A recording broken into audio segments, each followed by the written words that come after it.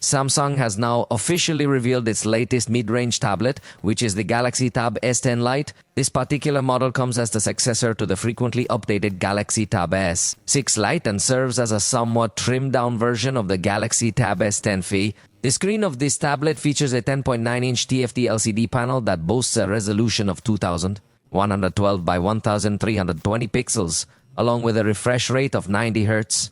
Additionally, it includes support for the S Pen, which was something that within a Galaxy Tab it becomes an appealing tool for students, much like how the Galaxy Tab S6 Lite served many generations effectively.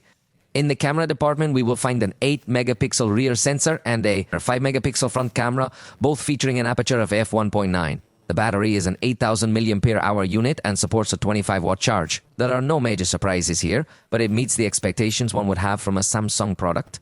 Regarding performance, we have the Exynos 1380 processor. It comes in configurations with 6 GB of RAM and 128 GB of storage.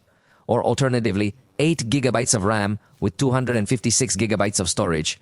In both scenarios, we have a micro SD slot that supports up to 2 TB, which is certainly appealing for enhancing this specific aspect of storage capacity. However, the major surprise, as with many Samsung products, lies in the software. It comes equipped with Android 15 and One UI 7. Additionally, Samsung commits to providing 7 years of updates for the operating system along with security patches, ensuring it has a notably extended lifespan. The Galaxy Tab S10 Lite is set to be available starting from September 5th in both Wi-Fi and 5G versions. Initially, the pricing was announced for Europe starting at €399 for the model with 6 GB of RAM and 128 GB of storage, featuring only Wi-Fi connectivity. However, keep in mind that the prices here might differ from those over there. The highest price for this tablet rises to €529 for the version that includes 8 GB of RAM and 256 GB of storage along with 5G connectivity. Let me know in the comments if you like Samsung's proposal and your thoughts on their promise of 7 years of updates